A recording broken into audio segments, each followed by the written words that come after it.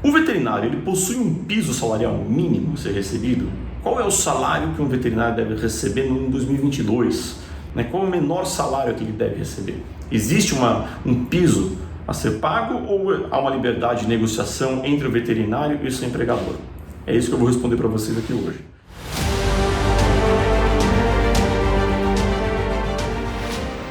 Vamos lá. Para começar, o que a gente tem que fazer? Tem que pegar a Lei 4.950-A de 1966. O que essa lei diz? Ela diz o seguinte: ela regula os pisos salariais dos veterinários, químicos, agrônomos, engenheiros e arquitetos.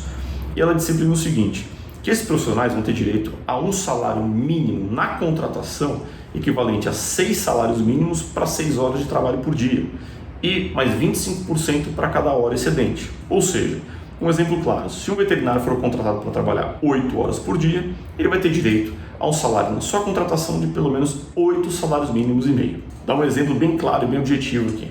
Se um veterinário for contratado para trabalhar 8 horas por dia em 2022, qual é a conta que você deve fazer? Você vai pegar o valor do salário mínimo em 2022, que é R$ 1.212, e multiplicar por 8,5. Isso vai atingir o quê? R$ 10.302. Então, R$ 10.302 é o valor mínimo de salário que um veterinário deve receber por uma jornada de 8 horas por dia.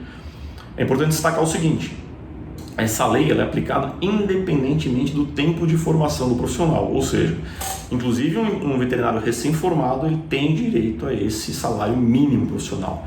E essa lei ela é aplicável, esse direito é aplicável para todo o território nacional, pois é uma lei federal, tá certo? Dito isso, o que a gente tem que analisar? Alguns aspectos jurídicos envolvendo esse piso salarial, porque teve muita discussão nos tribunais, inclusive no STF, em relação a esse tema. Afinal, trata-se de uma lei de 1966, então havia uma discussão muito grande. Puxa, será que essa lei é compatível com a Constituição de 88? Não é? Como funciona isso? Como tem sido interpretado pelos tribunais essa situação desse salário mínimo profissional? Que é esse que é o objetivo do vídeo aqui. Vamos lá.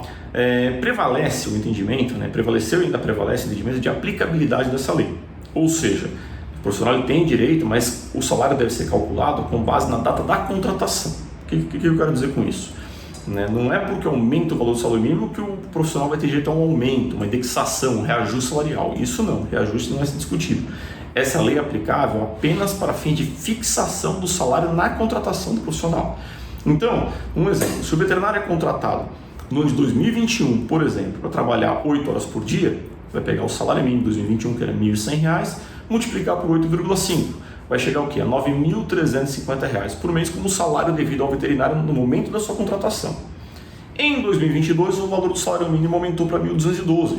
Aí você me pergunta: doutor, se ele continua trabalhando, ele entrou em 2021, continua trabalhando em 2022, com o aumento de 1.212 para 1.212, automaticamente já deve ocorrer um aumento no salário do veterinário? A resposta é não. Isso os tribunais já pacificaram o entendimento.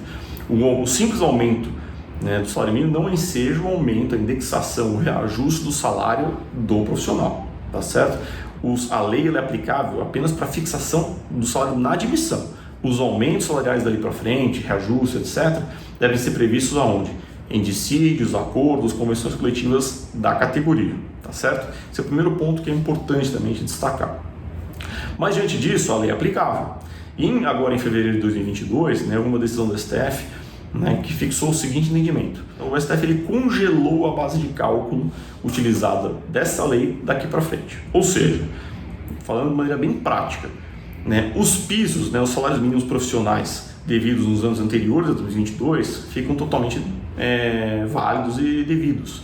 Então, quer dizer, um veterinário foi contratado em 2017, 18, 19, 20, 21, você vai pegar o valor da época do salário mínimo, multiplicar pelo 8,5, por exemplo, para 8 horas por dia, ou por 6 para 6 horas por dia, e vai chegar ali no valor devido na data da contratação. Em 2022, o julgamento foi em fevereiro de 2022, fixou-se o entendimento de que na data do julgamento ia ser feito o congelamento dessa base de cálculo. O que quer dizer isso?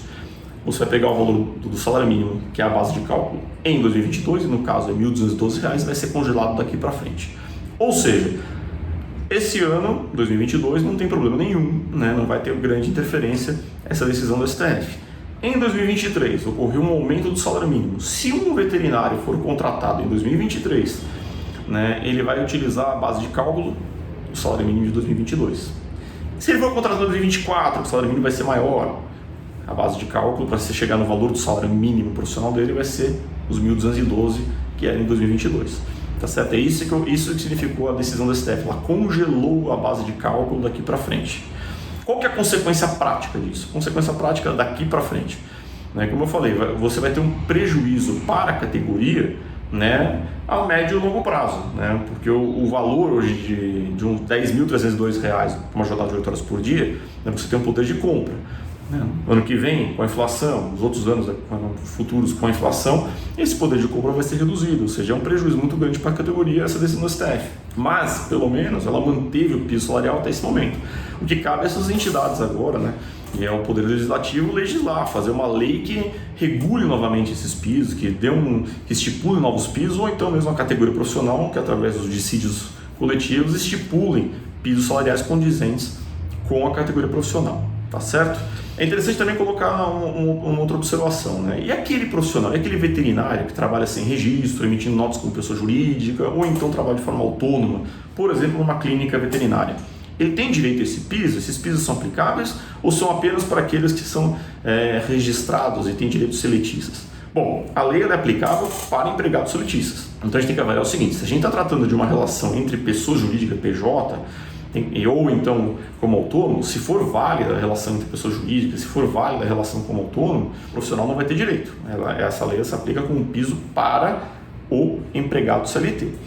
Ocorre que a gente tem que avaliar, porque muitas vezes, né, o profissional trabalha, né, emitindo nota como pessoa jurídica, como PJ, ou então emitindo RPAs, né, ou até sem registro em carteira, mas com uma relação rotineira de emprego. Ou seja, há um vínculo de emprego mascarado com a emissão de notas fiscais como PJ, então tentando simular que ele é autônomo. Como é que a pessoa vai avaliar isso? Ela tem que ver o seguinte: qual é a rotina de trabalho? Tem uma rotina de um empregado? Ou seja, ele trabalha constantemente, recebe ordens, ele tem uma relação pessoal, ou seja, ele não pode mandar ninguém no lugar dele, tem que ser ele para executar o serviço, né? Ele trabalha de forma não eventual, ou ele trabalha esporadicamente, ele é chamado para um ou outro atendimento, ou ele toda semana, em escala, em jornada, em dias fixos de trabalho, em jornadas fixas. Se existir uma jornada fixa, algo não eventual, se ele receber ordens, se ele tiver uma relação pessoal e direta, né, aí vai estar tratando de uma relação de emprego. Não importa se a pessoa emite notas como pessoa jurídica, que aí seria uma situação de pejotização. Ou então se ela recebe via RPA ou como autônomo, de outra forma, né, ou até se trabalha sem registro em carteira, sem nenhum tipo de formalização. Tem que se verificar o quê? Qual é a situação real de trabalho daquele profissional. Se ele trabalha, na realidade, como empregado, ele vai ter todos os direitos trabalhistas, inclusive o piso. Só que numa situação dessa, ele vai ter que ingressar com uma ação trabalhista para ter primeiro o reconhecimento de que ele era empregado. Né? E obtendo o reconhecimento de que ele era empregado, além dos direitos básicos, 13º, férias, FGTS, etc., ele vai ter também direito a diferenças eventuais desses pisos salariais se não foram respeitados. Tá certo? Então, meus amigos, respondendo as perguntas iniciais aqui do vídeo, o veterinário ele tem direito a um piso salarial, né? Na verdade, ele tem direito a um salário mínimo profissional. Esse é o termo correto até ser utilizado.